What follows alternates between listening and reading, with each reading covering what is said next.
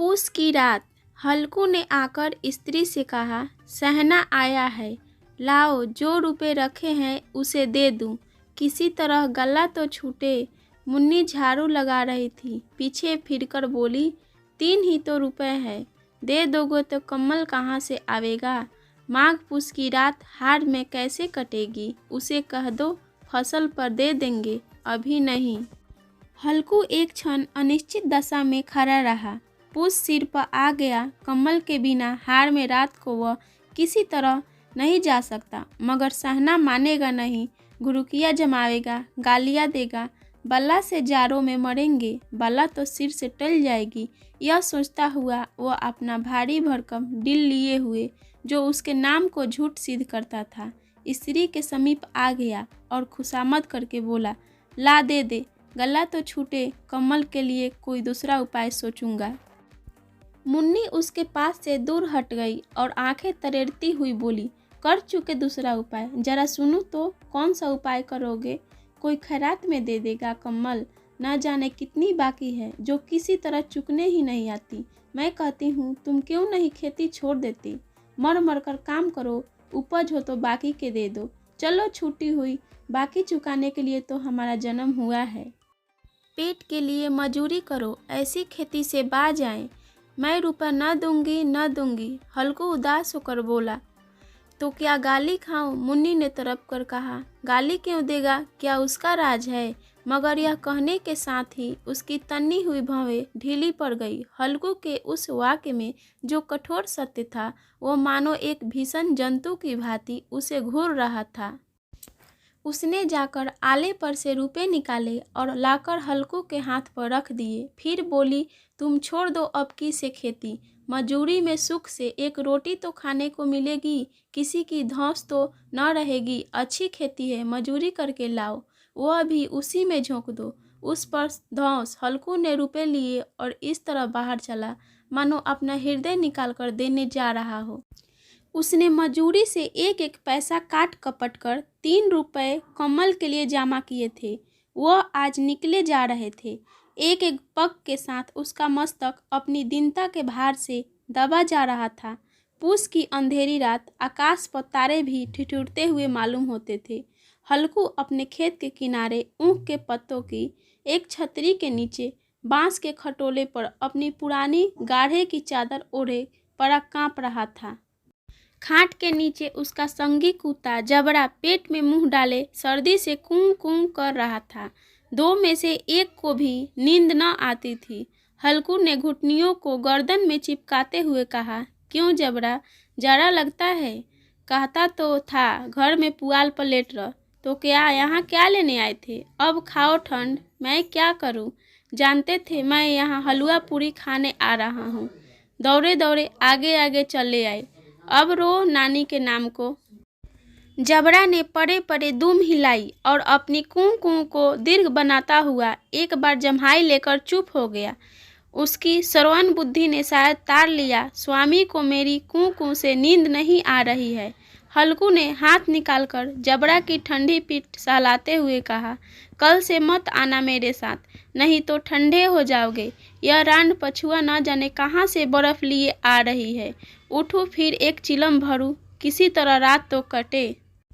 8 चिलम तो पी चुका, यह खेती का मजा है। और एक एक भगवान ऐसे पड़े हैं जिनके पास जरा जाए तो गर्मी से घबरा कर भागे।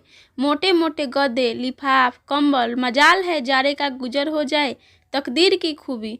मजूरी हम करे, माजा दूसरे लूटे। हल्कू उठा, गड्ढे में से जरा सी आग निकालकर चिलम भरी।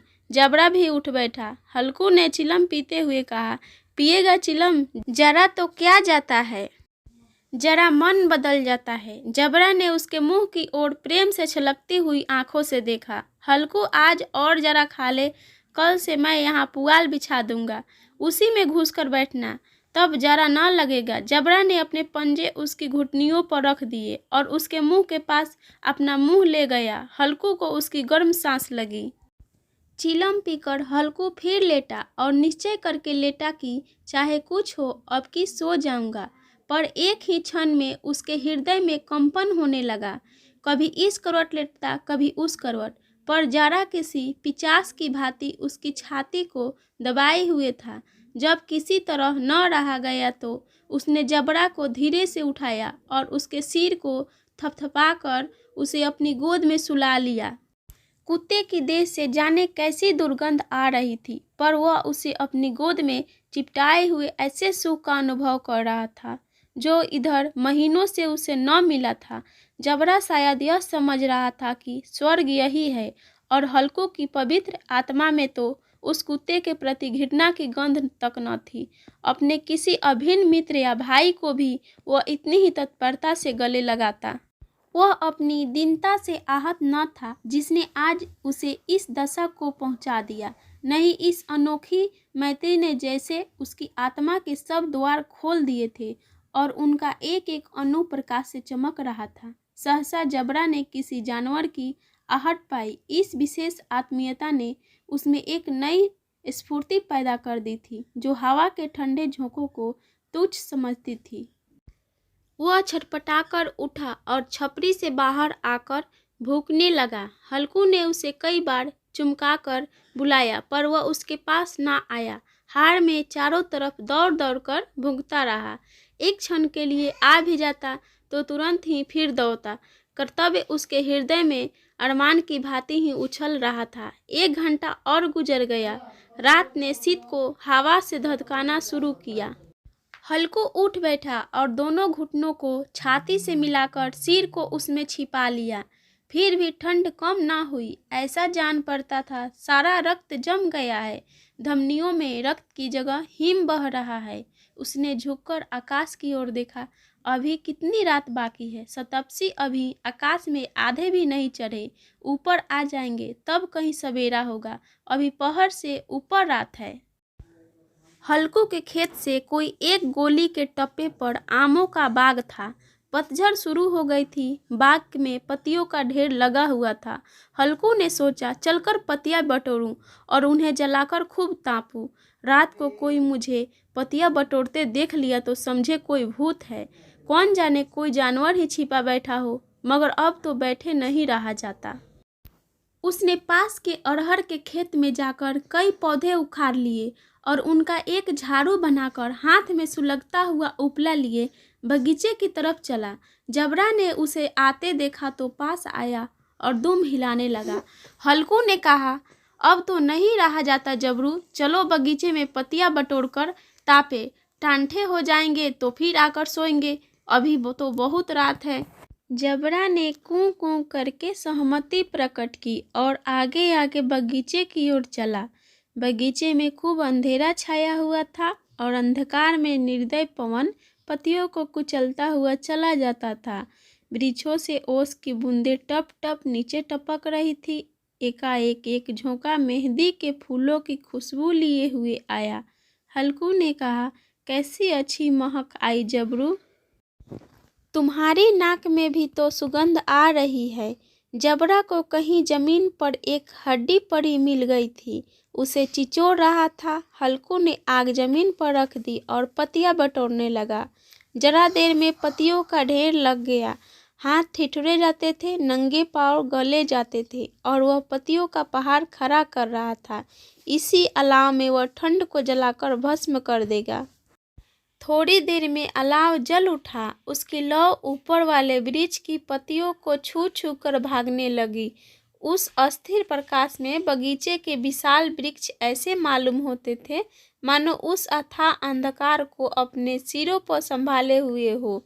अंधकार के उस अनंत सागर में यह प्रकाश एक नौका के समान हिलता मचलता हुआ जान पड़ता था। हल्कू अलाव के सामने बैठा आग ताप रहा था।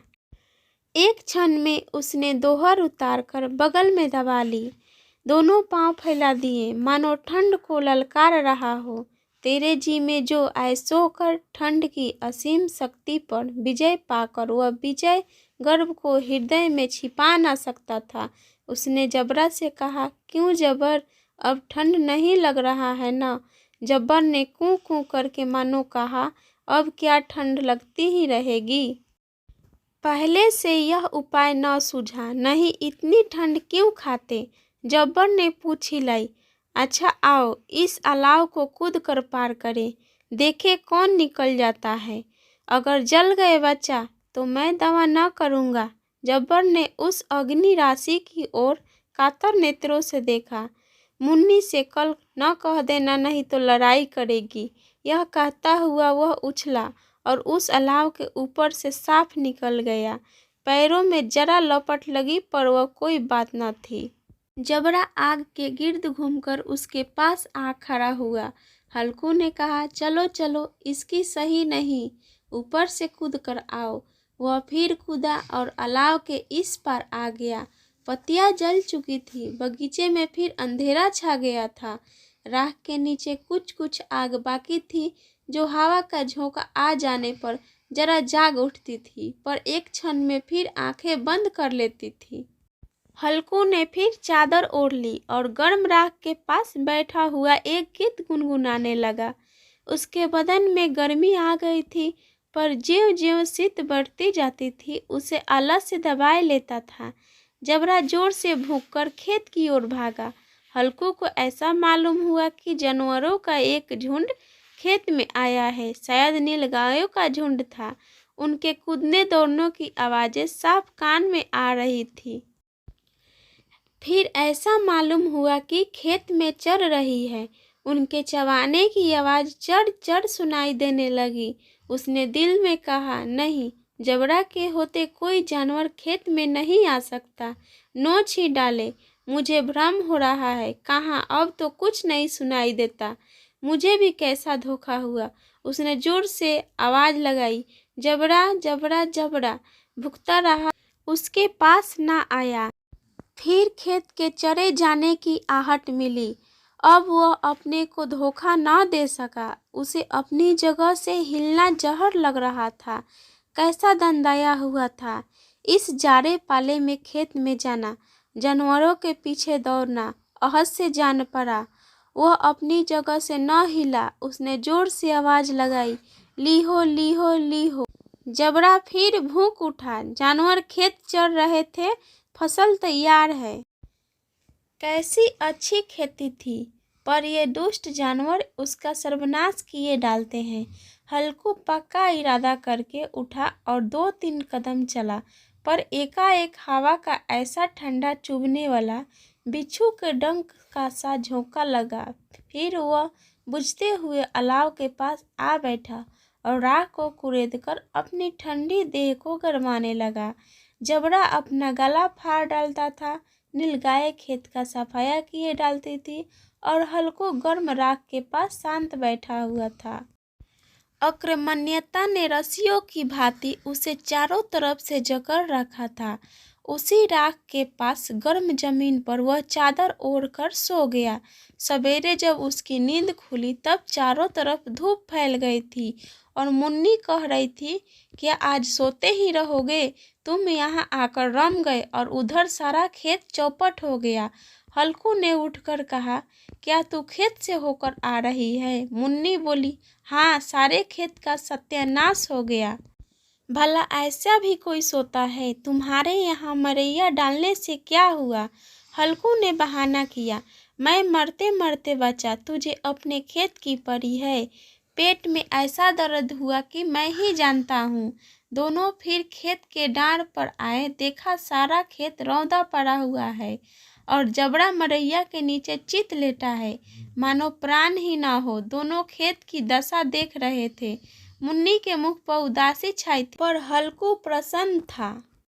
मुन्नी ने चिंतित होकर कहा, अब मजूरी करके मलगुजारी भरनी पड़ेगी। हल्कू ने प्रसन्न मुख से कहा, रात को ठंड में यहाँ सोना तो न पड़ेगा। मुंशी प्रेमचंद की कहानी। ये कहानी आपको कैसी लगी? अच्छी लगी तो वीडियो को लाइक कीजिए और चैनल को सब्सक्राइब कीजिए।